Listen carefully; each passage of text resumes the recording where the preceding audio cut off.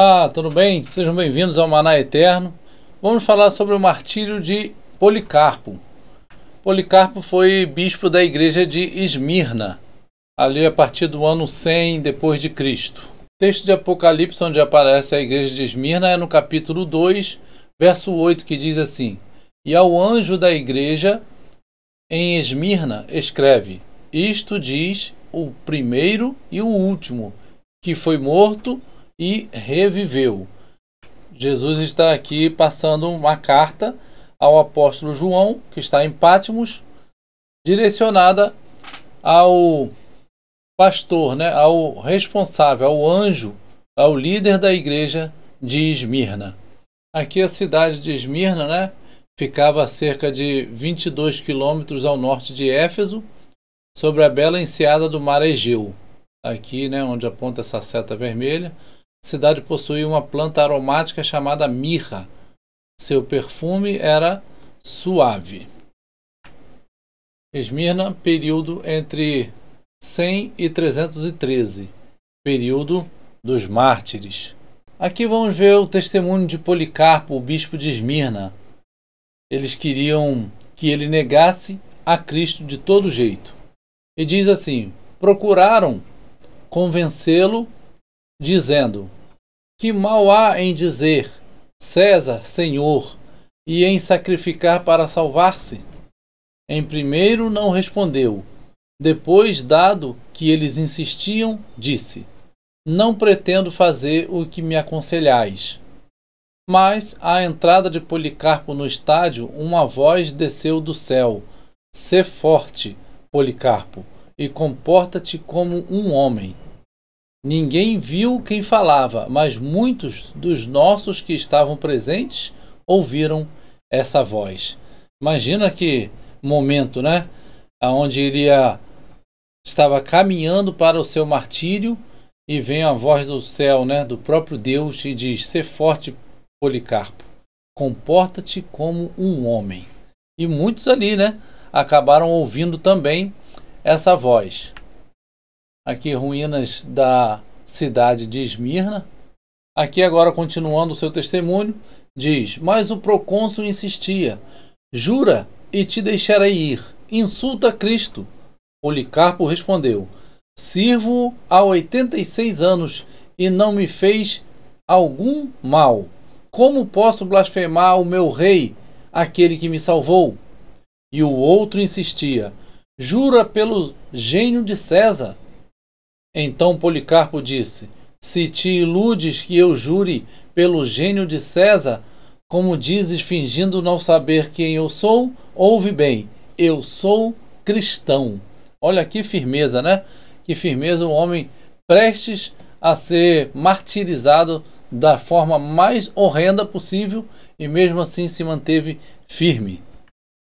Aqui mais algumas ruínas, da cidade de Esmirna, não da igreja, porque eles não poderiam construir monumentos assim para cultuar ao Senhor, eram nas casas, mas aí são ruínas da cidade de Esmirna. Voltando ao testemunho, diz: retomou o procônsul: tenho feras, entregar-te-ei a elas, se não mudares de ideias. Respondeu Policarpo: chama-as, não mudaremos de opinião para ir do melhor para o pior, enquanto é belo passar do mal para a justiça.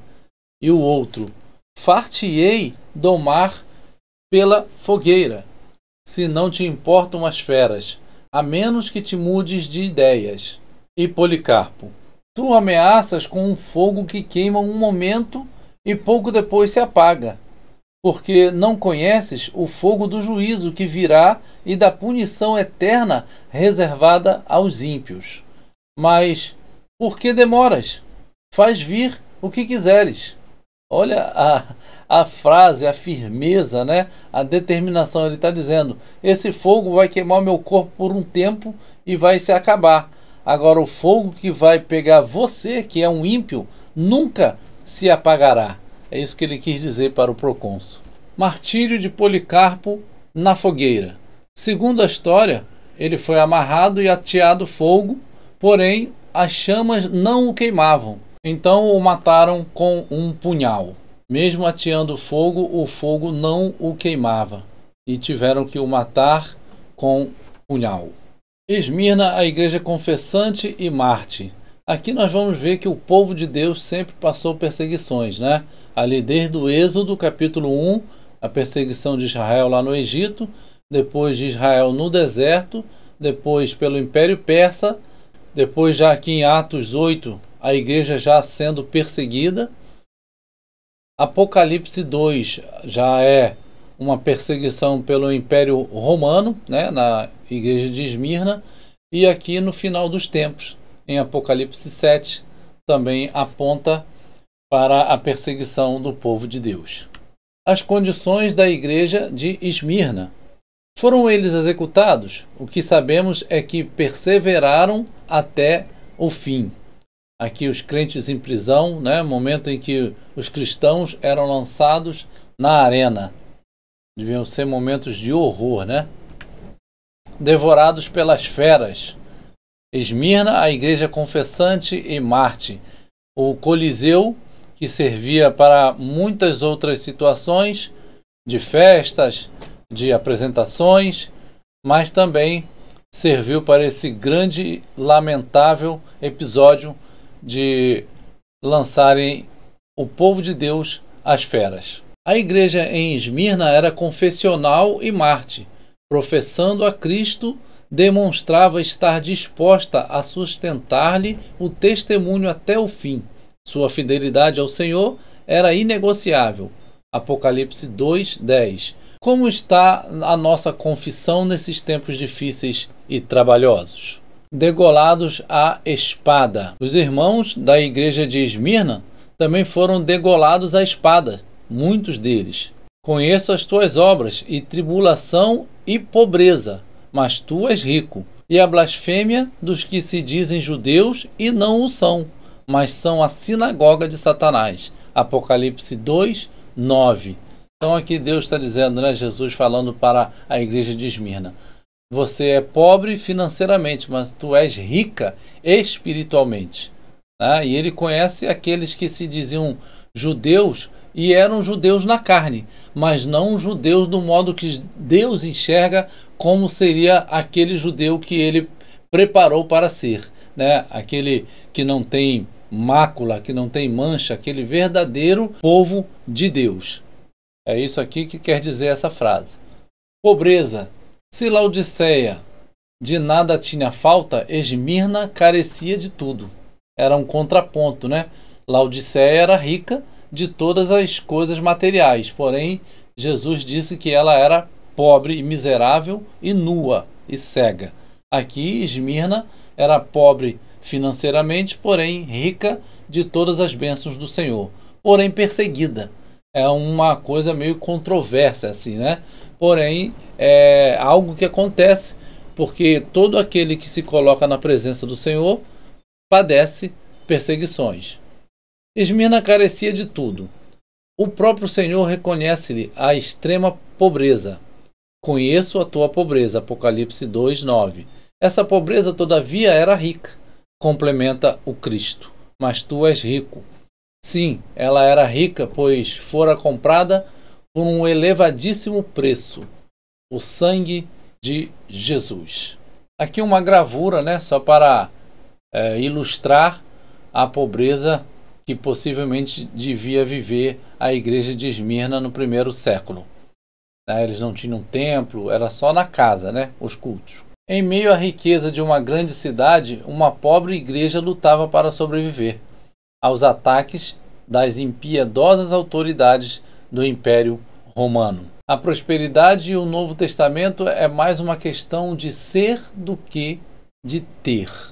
Vamos ressaltar que a gente não prega a prosperidade de um modo exagerado, né, que você não possa passar algumas dificuldades na vida, porque o próprio apóstolo Paulo disse que sabe viver na bonança, sabe viver na escassez e sabe viver também com abastança. Então é possível que o povo de Deus passe das duas formas. Também não pregamos que temos que viver em situação de pobreza o tempo todo. Mas aqui é a realidade da igreja de Esmirna, né? Era uma igreja pobre, com poucas condições, porém uma igreja fiel ao Senhor. Sinagoga de Satanás. Verdadeiros crentes presos, falsos crentes em liberdade. Viver pela fé ou morrer pela fé. Cidade rica, igreja pobre ou vice-versa. Prisões romanas, antessalas do túmulo. Então aqui era o que a igreja de Esmirna vivia, né? Nada temas das coisas que hás de padecer. Eis que o diabo lançará alguns de vós na prisão, para que sejais tentados, e tereis uma tribulação de 10 dias. Sê fiel até a morte, dar-te-ei a coroa da vida. Apocalipse 2, 10. Essa era a palavra que Jesus deixou para a igreja de Esmirna. Veja que palavras difíceis, né? O diabo lançará algum de vocês na prisão, vocês vão ser tentados com isso tudo, vocês vão ter uma tribulação de 10 dias, mas sejam fiéis até a morte e vocês vão receber a coroa da vida depois que morrerem. É uma situação muito difícil, né? Mas assim foi com a igreja de Esmirna e é um exemplo para nós. Apocalipse 2:10, tribulação de 10 dias. 17 anos após esta profecia, Esmirna tornou-se a arena de morte para numerosos mártires. Esse foi um tempo terrível, sob dominação romana, onde os cristãos eram lançados aos leões ou queimados sobre estacas. A tribulação faz-nos voltar a Deus. É uma realidade, né? Infelizmente, às vezes Deus permite essas situações para que nós nos acheguemos mais a Ele. Fidelidade é vida. Ser fiel até a morte e dar-te-ei a coroa da vida. Quem tem ouvidos, ouça o que o Espírito diz às igrejas. O que vencer não receberá o dano da segunda morte. Apocalipse 2, 11. Então aqui é um complemento porque ele diz ser fiel até a morte e dar-te-ei a coroa da vida. Ou seja, vocês vão passar pela morte, mas não da segunda morte, que é o lago de fogo. Estará comigo eternamente. É isso que quis dizer o nosso Senhor Jesus Cristo. Grandes batalhas só são dadas a grandes guerreiros. Então, se você está vivendo grandes batalhas, grandes dificuldades, saiba que você já tem sido preparado e fortalecido pelo Senhor para passar essas grandes guerras, essas grandes batalhas, porque Deus vê em você um grande guerreiro. Que Deus abençoe a sua vida. A paz a todos.